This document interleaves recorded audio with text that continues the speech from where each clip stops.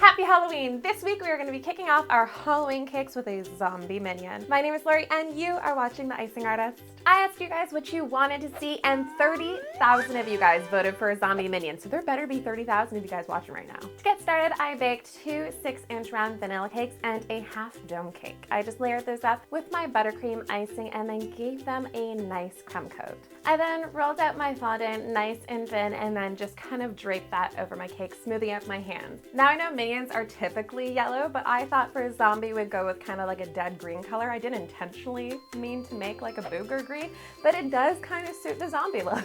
Once I got my, booger green fondant relatively smooth, I'm just gonna take my knife and trim off the excess fondant and throw it out because I'm never going to need this color again. I have big plans to make more Halloween cakes, so if you guys don't want to miss them, make sure you guys click that subscribe button down below and ring that notification bell. Next up, we're gonna make those little miniature overalls. So I just rolled out my navy fondant and cut out a big strip, and then just glued that onto my cake using some water. I wanted his clothes to look really tattered, so I just tore off a corner of his overalls and kind of flopped that over so it's kind of hanging down, and then just added a couple more tears in. I then just used my stitching tool and ran that all the way around all of the edges, which really impresses all these little lines and makes it look like stitched fabric. I cut out the cutest pocket and glued that right on the front. So I just finished off the bottom of his overalls by adding a strip all the way around the bottom of the cake. Now, I really wanted there to be like a chunk missing from his head where you could just see like his brains oozing out from the top. So I took my paring knife and I cut a big hole into the top of his head and then just scooped out some cake.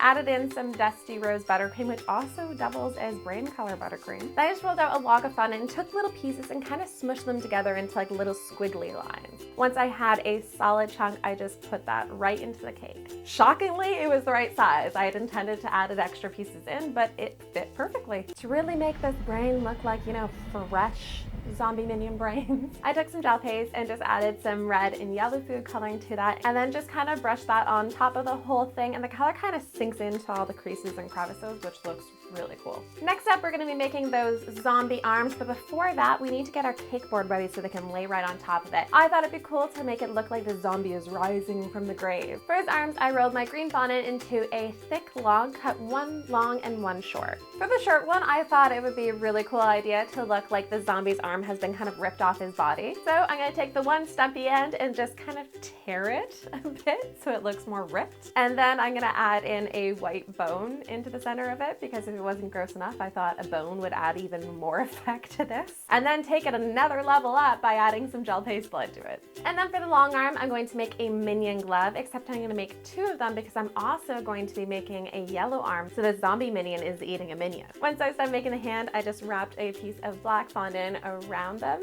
And because this poor minion is being eaten by a zombie, it needed a chomp taken out of it. So I just used this like pretty little cutter and kind of took a chomp out of it. Now that our arms are officially on the cake, I can finish off the overall, so I just cut out 2 straps and kind of wrap those around the arms. The one side I wrapped perfectly around his arm, the other side I kind of tore against, the fabric is kind of just hanging there. Now for that really big minion eye, I just rolled out some white fondant, add some saran wrap on top, and cut out a circle. The saran wrap is really gonna round down those edges. Then I'm just gonna paint this eye using some food color. Now this is probably the most detailed part of this entire cake, and you guys could go as detailed and as little detailed as you want with it, but really it's just like painting circles and lines. I love this technique. I did a similar one in my witch's cauldron cake where I made like these little eyeballs. If you guys want to see that video or any of my other Halloween cakes, just click the eye. Now to make this eye look even more zombie-like, I took some red food coloring and I just brushed that up all along the edges and then took a really fine paintbrush and painted on all those little veins.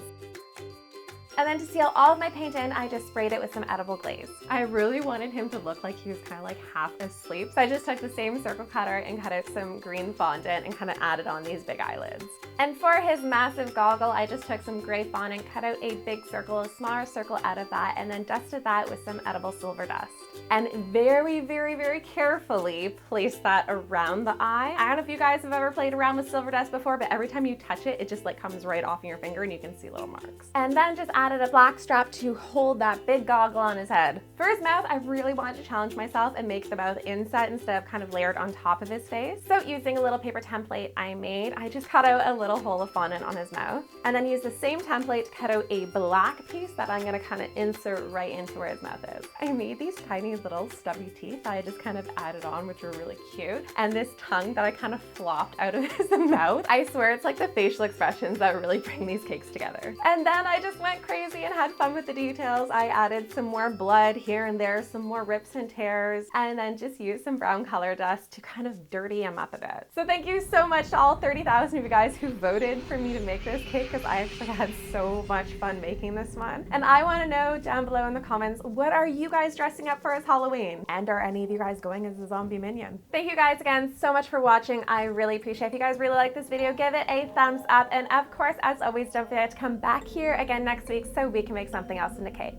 Bye guys, and happy Halloween.